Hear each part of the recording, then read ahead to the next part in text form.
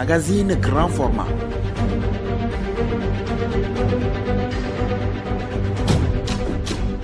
Une émission sur les faits réels de société.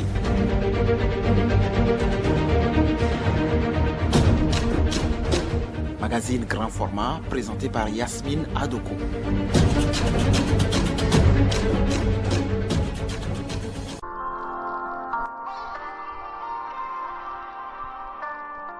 Madame, Monsieur, bonsoir. L'hôpital est et demeure un lieu de prise en charge des patients pour leur état de santé. On s'y rend par nécessité. Et c'est l'accueil qui est le premier point de contact pour le parcours thérapeutique du patient. Malheureusement, dans les centres hospitaliers publics, l'accueil est décrié par ceux qui les fréquentent. Quel est l'avis du citoyen? Quel est le constat au CHU Sylvanus Olympio? Quelles sont les dispositions prises pour améliorer l'accueil? Quel comportement doit adopter le personnel soignant? Autant de questions qui trouveront des réponses dans cette émission. Madame, Monsieur, bienvenue dans Magazine Grand Format. Radiolomé.tg. L'accueil n'est pas ça. Eux sont habitués à leur service, mais nous qui sommes des patients, on ne maîtrise pas très bien leur service. Donc, pour vous demander, allez par là, l'accent, même bien le ton sur lequel on va vous le dire, vraiment, ça laisse à désirer. Avec INAM, vraiment, c'est pas du tout la peine. Vous arrivez avec les papiers INAM, tout le monde vous fuit. On aurait dû que vous arrivez avec la peste. Et je ne parle pas de la maternité où il y a les sages-femmes. Nous, maman, bon, quand on est enceinte, on a vraiment besoin de tendresse. Mais c'est pas toujours le cas. On a bien reçu quoi. Si on vient ici là, on nous a bien accueillis. Le docteur nous installe quoi. Il nous dit qu'il faut aller rester là-bas. Il y a la place quoi. Franchement, l'accueil, ça ne va pas. Si vous n'avez personne là-bas, vous allez rester là-bas. Je viens d'Adéticopé. Je vais au CHU Campus. J'étais la 3e personne. Mais c'est vers midi moins qu'on me recevait. Les gens viennent, ils rentrent. C'est les patients de ces mêmes infirmiers, docteurs. Donc quand vous n'avez personne, on vous regarde. Malgré ma vieillesse, on me regardait. Une secrétaire sort. Oh papa, on ne vous a pas encore reçu. Je dis mais tout ce que tu amènes, il rentre. Mais pourtant je suis là. Vous me demandez encore, je vais dire quoi? Ça se passe bien quand même. À ma moindre avis, moi je sais bien que tout ce qu'ils nous font, c'est bon. Ils nous accueillent très bien, c'est bon. Après l'avis du citoyen, direction le CHU Sylvanus Olympio. En cette matinée du mois de janvier 2023, le CHU grouille de monde comme à l'accoutumée. Parmi ce monde, des patients, leurs accompagnants, les visiteurs, le personnel médical. Sous la patame au service des urgences médicales, quelques accompagnants s'expriment sur l'accueil. Quand on est arrivé, il y avait beaucoup de monde, donc ils ne pouvaient pas en même temps nous mettre dans la chambre quand même. Donc ils nous ont trouvé une place par terre là-bas. Donc c'est après qu'ils sont venus nous voir et nous ont trouvé une place. Malgré tout, l'accueil n'a pas été mauvais quand même. Nous avons amené papa, son état était compliqué, mais il y avait une fille dans la salle, pour elle était moins grave. Et là, on l'a installée dans une chaise et on l'a fait une perfusion de sérum. Et on a amené papa aussi à sa place. Et je constate maintenant que c'est bien, parce qu'on était venu une fois, on est resté aussi longtemps. Non, il y a vraiment un changement. Il y a certaines personnes qui sont sur leur tension. Tu les appelles, ils vont gronder, crier sur toi.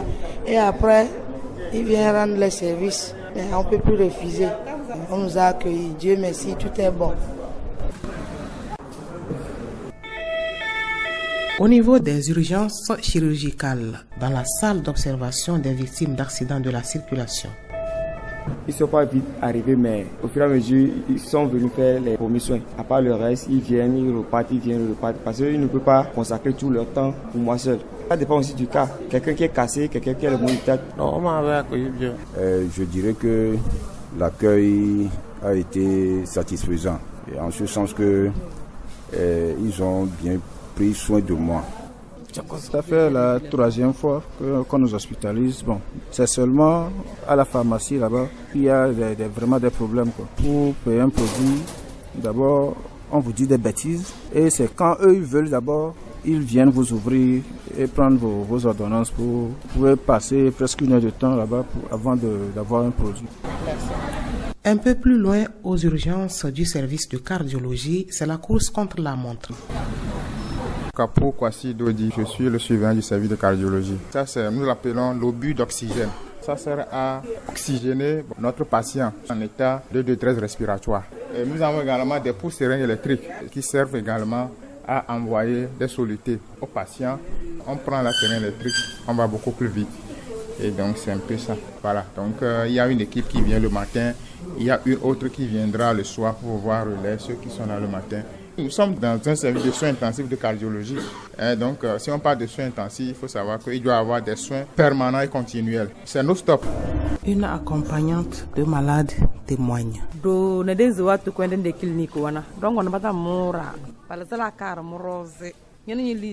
quand on fuyait au coin pour aller dans les cliniques, c'est parce qu'on ne nous accueille pas bien. On nous ignore. Malgré ton argent, tes médicaments, tu souffres. Mais maintenant, c'est mieux. Avant, quand j'étais venue pour l'accouchement de mon premier garçon, ils n'ont pas pris soin de moi. Quand je criais, l'enfant arrive, ils n'ont rien fait jusqu'à ce que je n'accouche par terre. Il y a de cela 24 ans ou 25 ans, mais maintenant, Dieu merci. Ce que j'ai constaté, les soignants sont gentils. Ils s'occupent de nous à tout moment. Mais le problème des moustiques persiste. Ici, au CHU Sylvanus Olympio, le temps presse toujours pour le personnel. Chacun dans sa blouse est prêt pour le travail. Un travail qui ne doit qu'être une vocation au service d'autrui.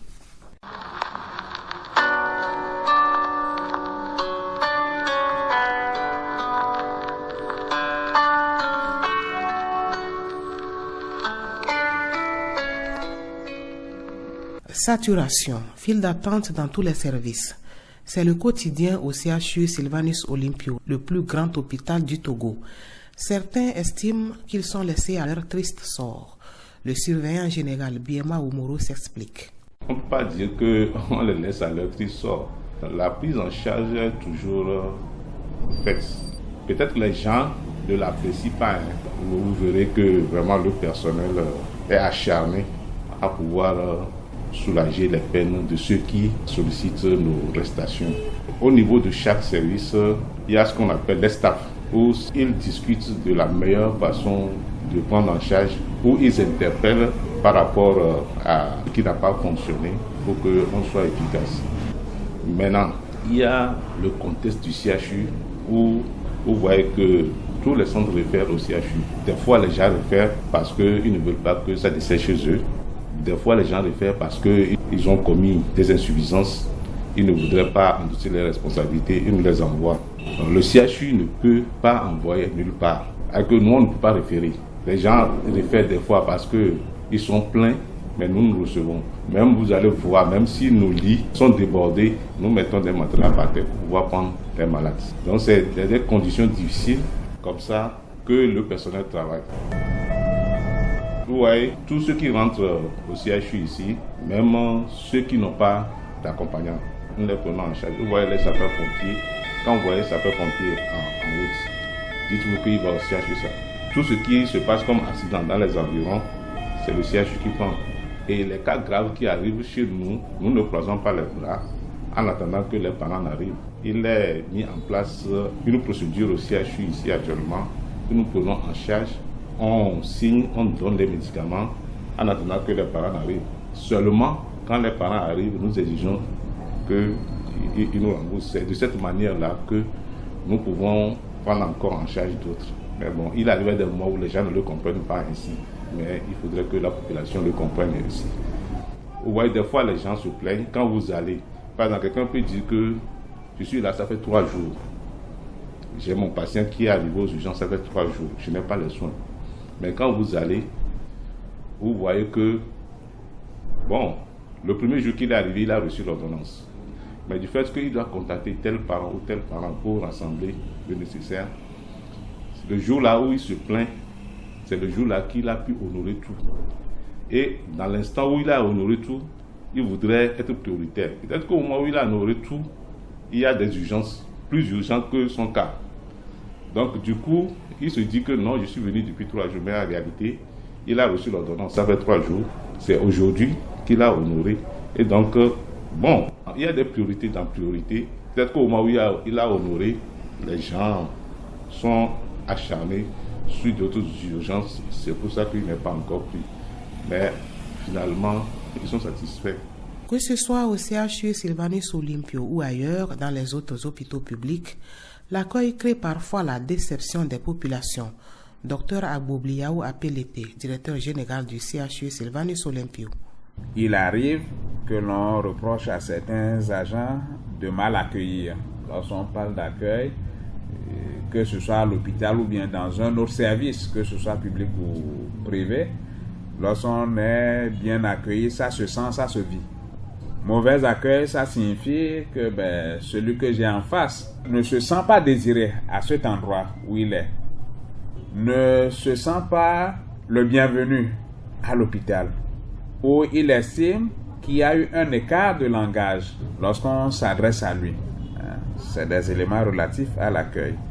D'autres écarts de comportement possibles, mais qui justement sont en train de régresser drastiquement, c'est des situations où il peut arriver que l'usager est payé en dehors de la régie des recettes. À l'hôpital, normalement, il ne doit pas avoir plusieurs points de paiement. Le seul endroit réglementaire où on doit payer, c'est à la caisse de l'hôpital. Ça fait partie des situations conflictuelles qui nous reviennent parce que cet agent ne va pas pouvoir délivrer les papiers qu'il faut pour justifier l'encaissement et l'usager connaissant ses droits remonte l'information. D'autres choses qui peuvent arriver, qui sont dénoncées, c'est des fois le fait que le patient estime être victime de traitements de faveur accordés à certains au détriment de lui et sa personne. Je vous donne un exemple. À l'hôpital, la prise en charge des patients doit se faire en tenant compte de deux éléments essentiellement. L'ordre d'arrivée, mais également l'état clinique du malade que l'on a en face. En situation calme où il n'y a pas d'urgence, normalement, on prendra les patients dans l'ordre chronologique d'arrivée. Donc, il y a une organisation qui permet de savoir qui est arrivé le premier, ainsi de suite. Et c'est dans ce ordre qu'on doit prendre. Mais en situation d'urgence, ça ne doit pas se passer exactement comme ça. Le soignant va s'intéresser en priorité à celui qui présente une détresse. Mais l'usager qui ne comprend pas cette logique, il a beau être là très tôt. Si une urgence vient et on prend l'urgence avant lui et il estime qu'il a été lésé, vous voyez que des conflits peuvent naître. Mais ceci suggère normalement que le soignant qui est amené à ne pas respecter l'ordre chronologique communique également avec ceux qui sont en train d'attendre et ceci doit être compréhensible. C'est des humains, lorsqu'on leur explique, ça doit pouvoir se comprendre. Se comprendre pour apporter les soins à chaque patient qui arrive. Et c'est justement l'accueil du patient qui est le premier geste du soin. Pourquoi alors ces manquements? Dr Chassim Bahousoué Frédéric, psychologue clinicien de la santé au Centre national d'appareillage orthopédique Sénao Lomé. On a des facteurs qui sont liés aux conditions, au cadre de travail, à l'organisation du système de l'environnement de travail. Dans ce sens, nous voyons déjà le cadre physique.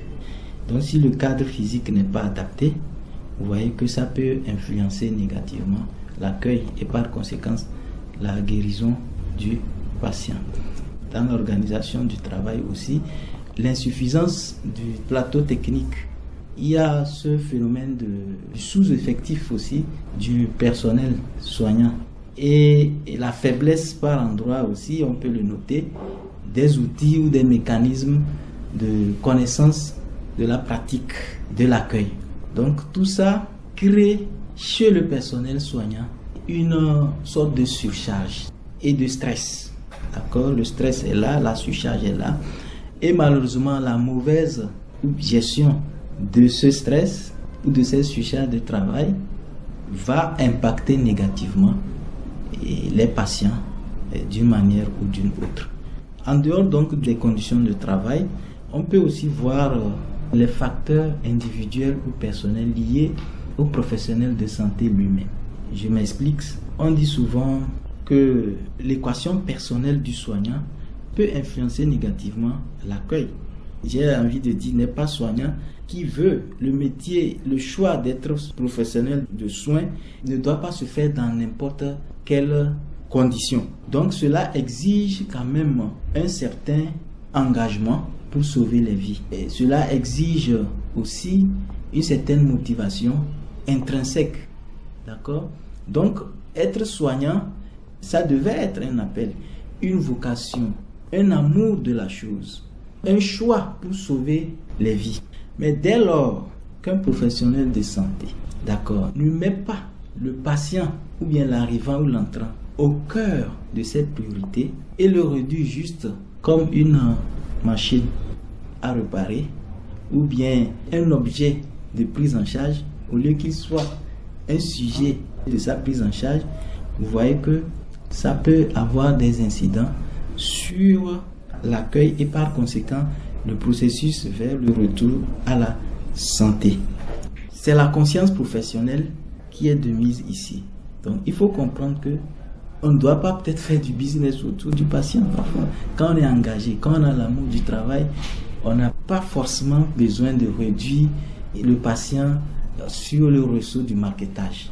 Du côté du patient ou de son accompagnant, on peut également observer un comportement inapproprié.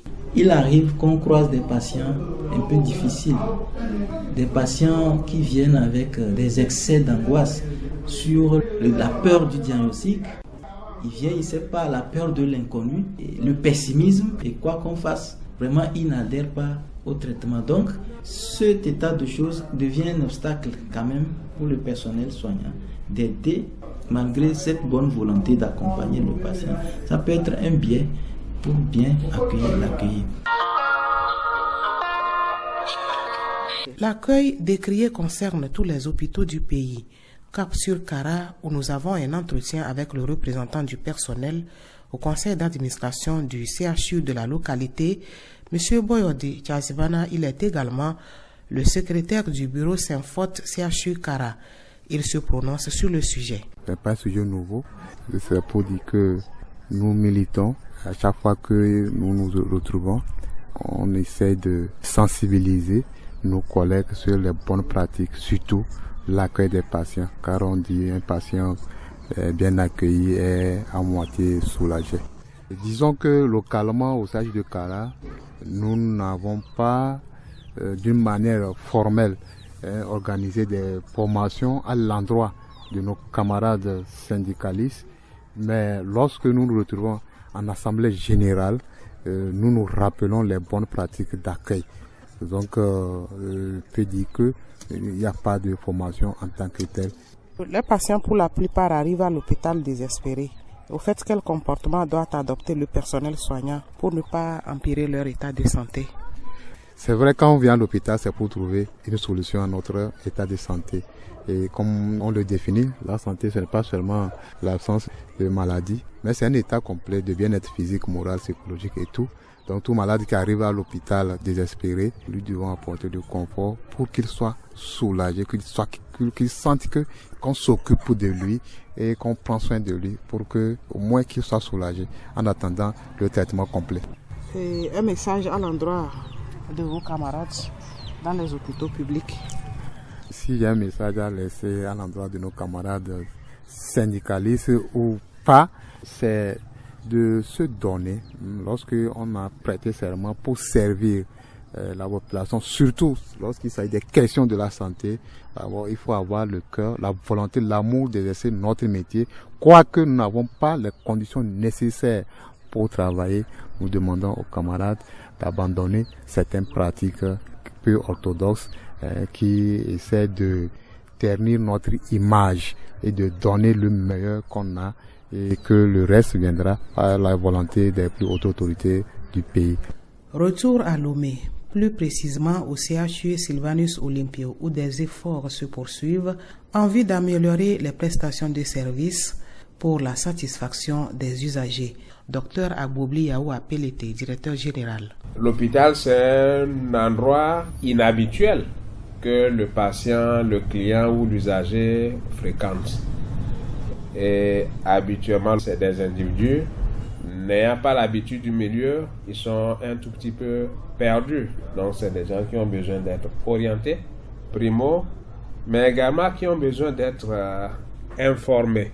Donc nous sommes dans une logique d'amélioration continue. Ceci nous amène de temps en temps, au-delà de ces activités d'information, d'orientation, d'écouter également l'usager du service public.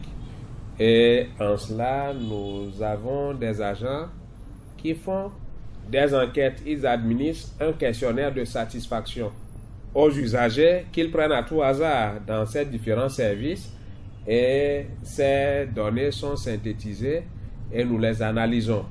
Ce qui permet d'apprécier la qualité de l'accueil, d'apprécier la satisfaction de l'usager. Sur la base de ces éléments, nous savons les axes sur lesquels nous avons des efforts à faire. Et pour vous donner une petite idée, lorsque nous prenons par exemple le service de pharmacie, les usagers, dès qu'ils sortent, mais il y a ces enquêteurs qui les abordent.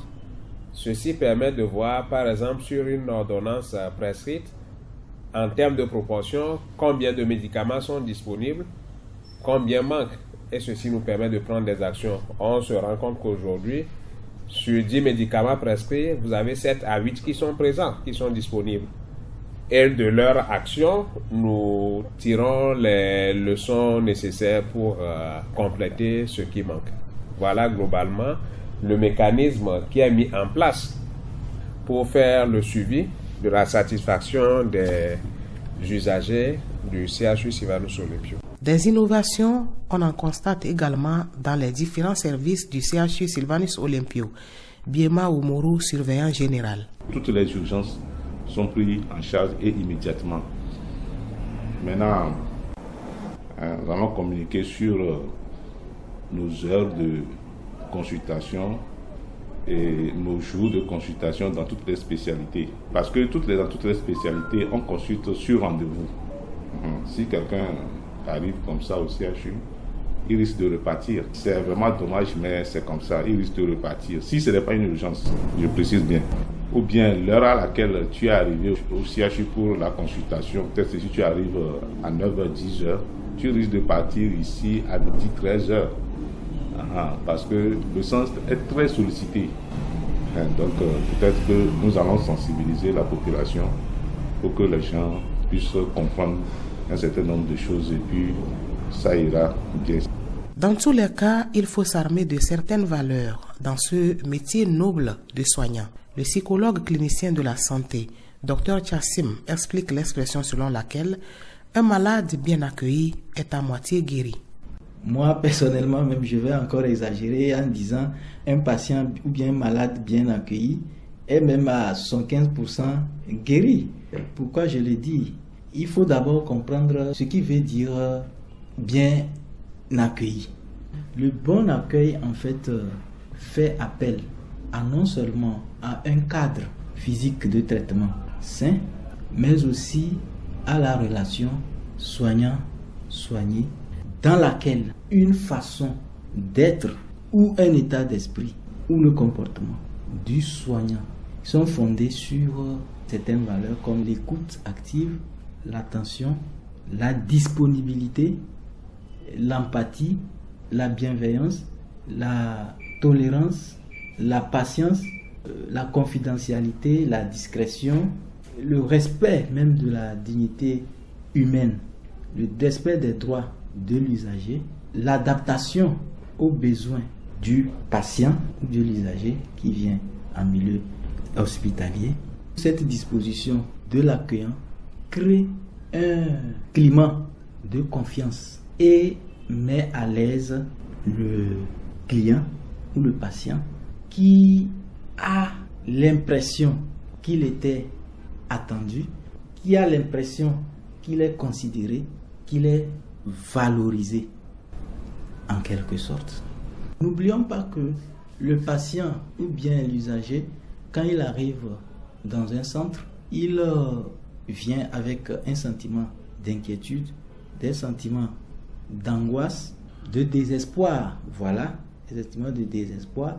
Il ne connaît personne, il ne connaît pas les lieux, le lieu ne lui est pas familier, et donc il est désorienté ou désemparé, et, en quelque sorte. Donc maintenant, du coup, ce climat de confiance qui est né et qui l'a rendu bien à l'aise à partir des attitudes ou des comportements, d'une manière d'être de l'accueillant, le rassure, le sécurise, lui permet maintenant, ou bien lui donne maintenant de nouveaux repères et lui permettent justement d'exprimer ses besoins, d'exprimer ses angoisses. Et maintenant, donc, conditionne la suite du traitement, la suite de la prise en charge pour son retour à un état de santé et normal. Donc, le bon accueil créé par cette relation soignant-soigné crée donc un impact positif sur le plan psychologique et par ricochet, donc, le prédispose à adhérer au reste du traitement et donc à la guérison.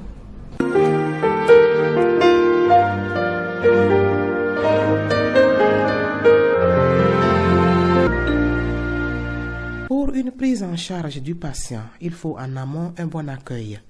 Madame, Monsieur, le temps imparti à l'émission s'achève. Nous reviendrons le mois prochain sur ce sujet avec d'autres aspects. Rendez-vous donc le dernier samedi du mois de février à la même heure et sur la même chaîne Radio Lomé, la station du plaisir. Suivez la rediffusion de cette émission mardi à 1h30. Vous pouvez également aller sur la page YouTube de Radio Lomé, magazine grand format. Merci de nous rester fidèles.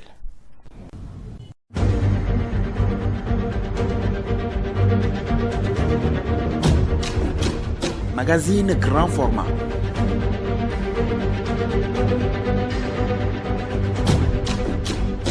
Une émission sur les faits réels de société.